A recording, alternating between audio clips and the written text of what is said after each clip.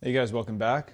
Video 23 of the channel where nothing is scripted and we just talk and we just be human and there's no polish and vulnerability matters more than a script or being fake or putting on a facade. Today, I feel like I'm feeling a lot. I know these parts of me that are feeling a lot. And these parts of me have to do with my career.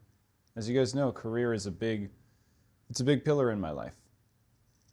And from an internal family systems perspective, I have, and truly just talking about it right now, these vulnerable parts of me right now, is helping me so much with clarity.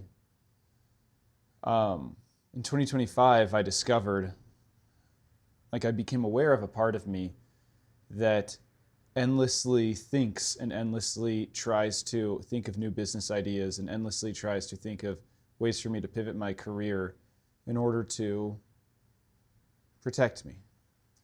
And this part is protecting me from feeling just overwhelming shame and worthlessness and fundamental brokenness, all of which are horrible, horrible feelings in and of himself.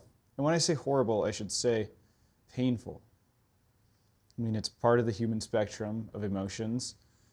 And I don't think it's quite fair to label emotions as good or bad or horrible, which is a synonym of bad. But those emotions are painful. And they can be burdensome if they're not integrated right. And if you're not, I think that's the right way to put it, if they're not integrated right. So I got to know this part of me, and we can call this part of me the anxious overthinker.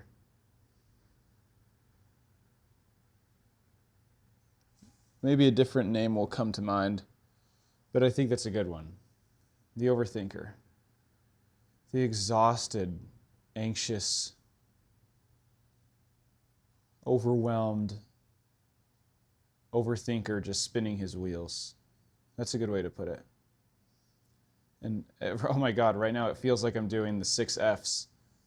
And if you know internal family systems, you know that the 6 Fs are like steps 1 through 6 of like a 15-step process of releasing burdens, or like 12 or 13-step process of releasing burdens and going truly to the root, way below the surface, like way deeper than you'd ever go in cognitive behavioral therapy or just run-of-the-mill therapy. That's my... Okay, I thought for a second that my camera tripod was going to tip over. But let's do the 6 Fs right now. Fuck it. So it goes find, focus, flesh out, feel toward, befriend, and fear. So step 1 is find. Where in my body is this part? Step 2 is, okay, I found it. Let's just focus on it. The sensations. We're not making any judgments. It's just observations. Almost putting it in a container and just seeing it for what it is. Not wishing it goes away. Just feeling it and getting a picture perfect, almost like model image, X-ray, CAT scan,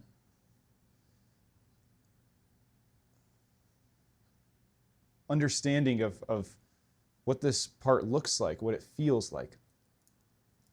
Step 3 is flesh out, which is, and what does this part want us to know? What does this part want me to know? And step 4 is, okay, given this part's concerns, how do I feel toward it?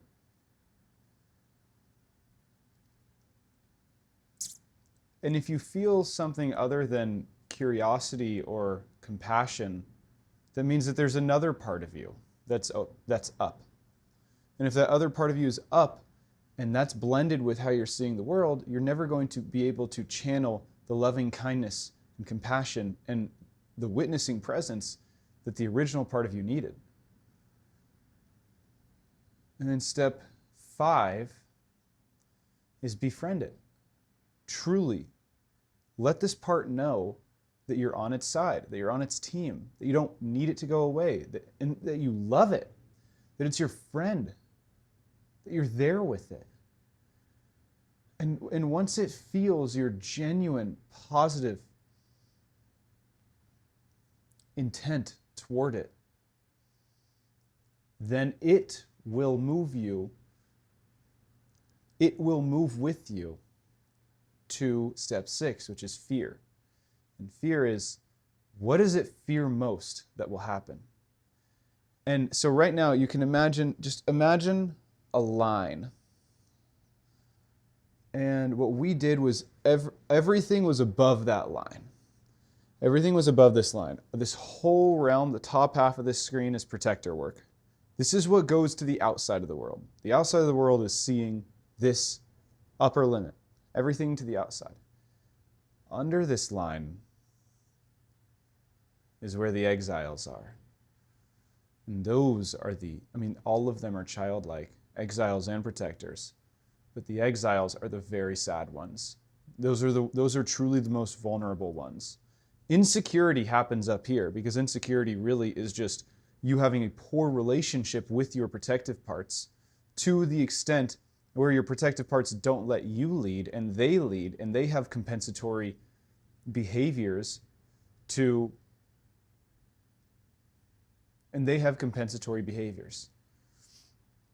So insecurity, I think the degree to which someone is insecure is the degree to which they are lacking a relationship with their protective parts. So insecurity happens up here. The actual vulnerabilities are down here. And so when you get to step 6 and you say, I'm curious, what are you afraid will happen if you stop doing your job?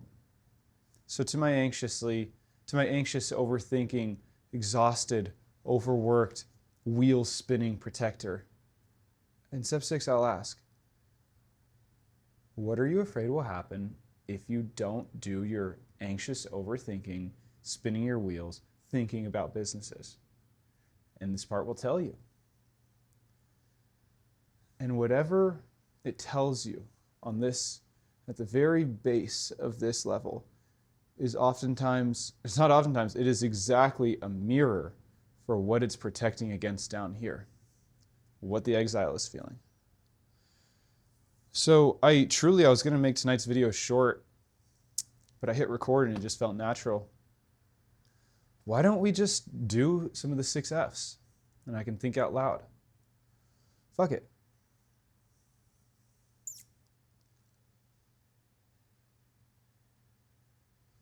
So I feel this part of me right here, in my solar plexus area.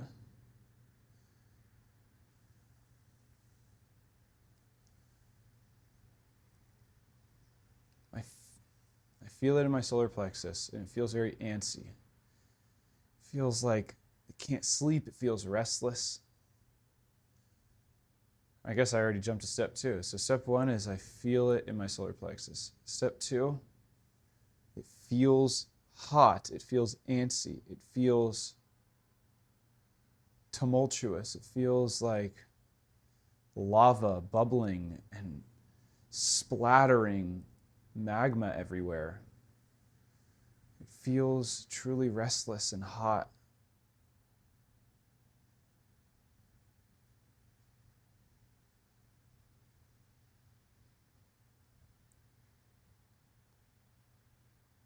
And I'm just noticing it.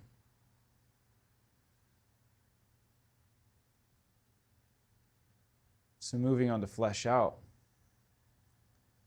This part of me feels, when I ask this part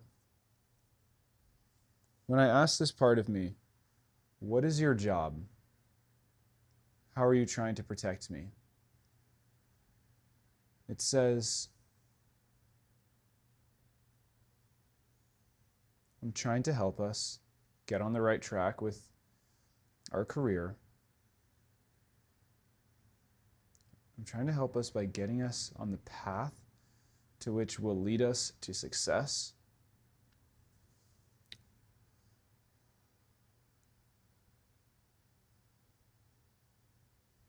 true success so that we don't have to feel this fucking horrible feeling anymore.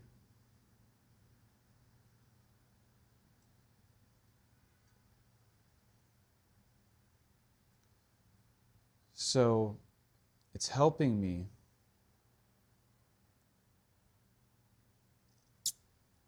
by trying to get me on the right path so that I can outrun these horrible feelings that are bubbling up, which everything from down here.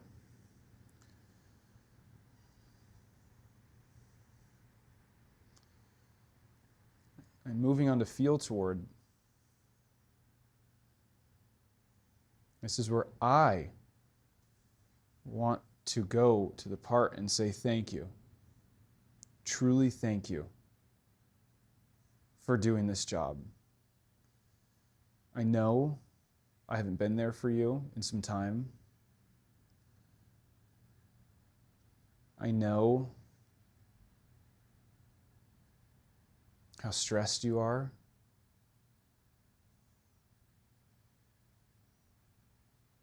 I know how hard you are working for us by overthinking. And I just want to say thank you. And I'm not trying to take your job away. I'm not trying to change you. I'm not trying to tell you you're wrong. I'm just telling you that I'm here and I love you and truly thank you for your hard work. And whatever work you want to do, I just want to sit with you. I want to sit right next to you so you don't have to do it alone. And so we can be on a team together. Nothing more and nothing less.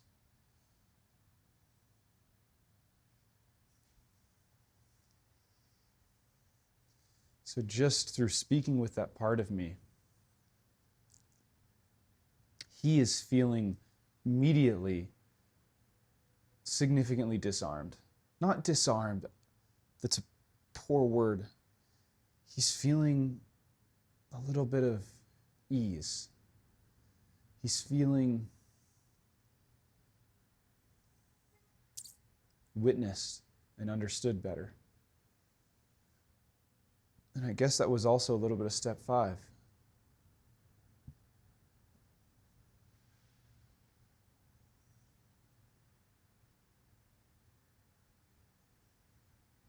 Dude, I love you. Thank you for all of your hard work. Now let me ask you, what are you afraid will happen if you didn't do your job? To which he's responding, and this is step 6.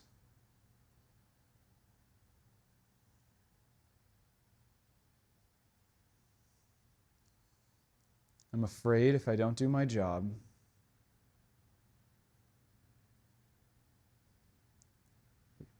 we're going to be a walking humiliation. No one will love us. It'll prove that we're a failure. I'll just be an embarrassing human.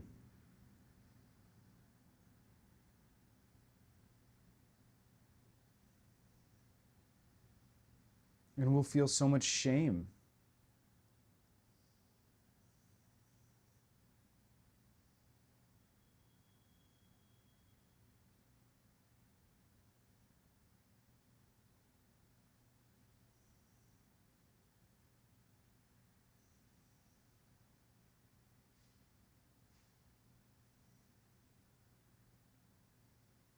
I just want to say thank you for helping me. And you know what? I'm going to sit right next to you, and we're going to sit right next to this feeling that you're protecting me against. And we're just going to feel those feelings. You can overthink if you want, and I'm going to feel your overthinking, and I'm going to feel this horrible feeling you're trying to protect me from. Because I have a good feeling if I just let it run through my body, it'll take pressure off of you. And I can prove to you that I can handle those deep, vulnerable feelings. Does that sound good? Yes.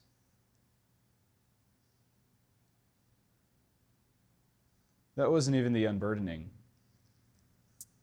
I mean, if you guys are confused as fuck right now, this is called internal family systems therapy. I worked with the internal family systems therapist for 1.5 years. I got the skills. I got the tools that I needed. And now I can work with my parts on my own. AKA, I can regulate myself now. Not a skill that everyone knows. I would say the vast majority of people don't know. It's all about building a relationship with oneself.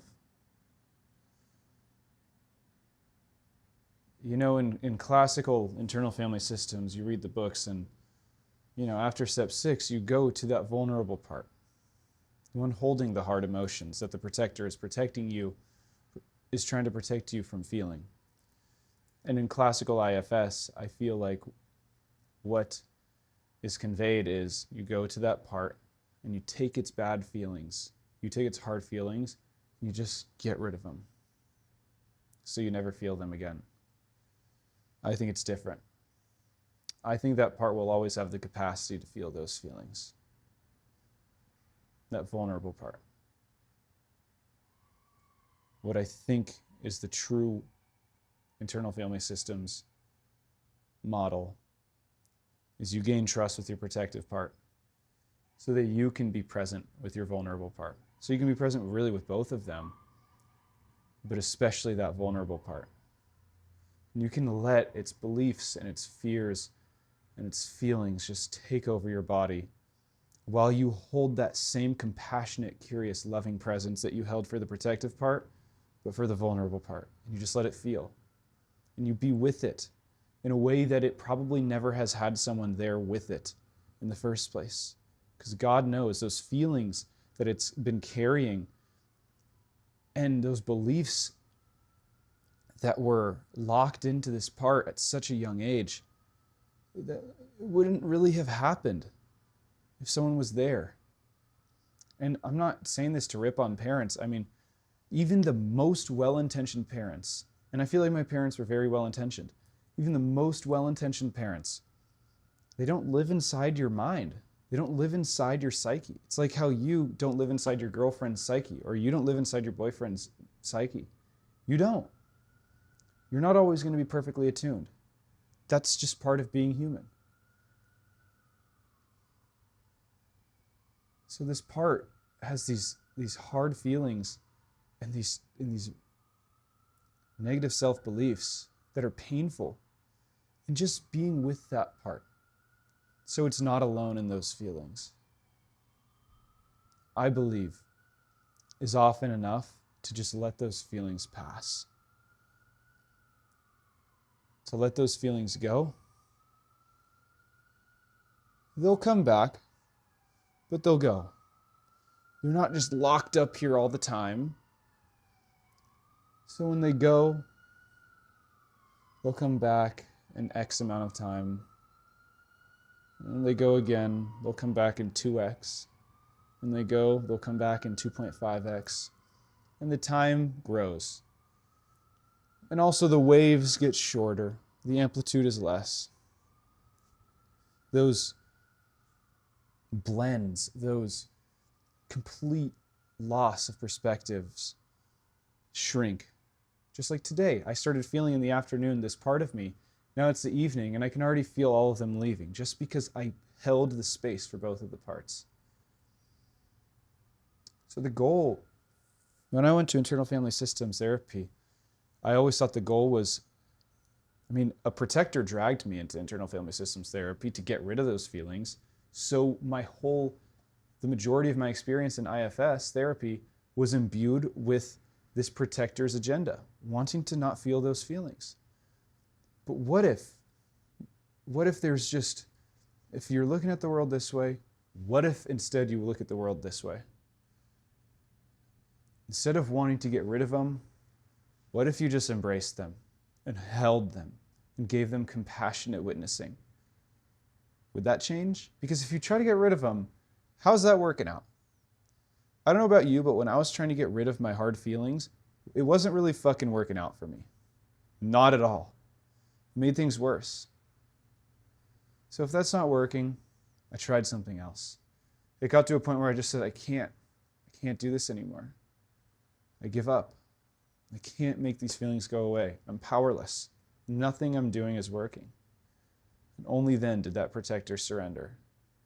And only then was I able to just accept these parts. I said, you know what? If I can live with these feelings forever, or I'm going to live with these feelings forever, so I'm going to love them. Only then. That was like the true unburdening. I feel like the burden is being alone. The burden is feeling, I feel like the burden is being beholden to the protector's beliefs and strategies. That to me is the burden. Holding these vulnerable parts that have challenging emotions over and over again is not the burden. And I could be totally fucking wrong, and I'm not a therapist, and I'm not a psychologist or a psychiatrist, and this is not medical advice, so please don't construe it as such. I'm just a guy who was obsessed with the model for years because it made so much sense, and I had a lot of suffering, and I wanted to help my suffering, and I wanted to help my parts. And this model just made so much conceptual sense to me. But it got to a point where I said, you know what, I think everything I've read, either I read with the wrong glasses on and I interpreted, I just had like selection bias or some sort of bias reading everything, or the literature actually painted a different picture. And it was probably a combination of both. I think it was a combination of both. But I don't recall the literature being this explicit of acceptance. Loving acceptance, not having any agenda, just being there for your parts. Only when I started just being there for my parts and accepting them, top and bottom, protector and exile, did change actually propagate through my life. And good change, fulfilling change, happy change, joyous change. I think I'm going to wrap it up there because I'm tired, guys, and I got to practice the piano a little bit more. I practiced piano this morning before work, and now it's like 10, and I got to practice piano because I have a piano recital in, today's the 6th, I think? Yeah. Today's the 6th, and the piano recital's on the 31st. So it'll be awesome. I don't know why. I feel parts of me are saying no, keep going with this conversation, but I think I need to log off. I think what I'll say is, for the remainder of the night, I'm going to dedicate holding these parts, my protector and my exile. We're all three differentiated, and we're all welcome. I'm going to hold them very close to me, and I'm going to let them feel. They're not going to overtake my thoughts. They're going to send me sensations through my body, and I'll let those sensations be. I'll let them burn a hole through my chest, right where I told you I felt it. And I'll let them know that whatever it is they send me, I'm going to love them forever. I'm never going to leave them. That is the comfort they need. It's like, what kid wouldn't want to hear that? What kid wouldn't want to hear, I love you unconditionally? There's nothing you could do that will ever make me stop loving you. You're beautiful. I'm right here with you. I'm here for as long as you need. What kid? And after all, these parts are kids. These parts of us are kids with these childlike roles and childlike feelings and childlike beliefs and childlike perspectives. Just tell me, what kid wouldn't want to hear those words? I'll leave it at that. If you enjoyed this today, please consider subscribing, and I will see you all tomorrow.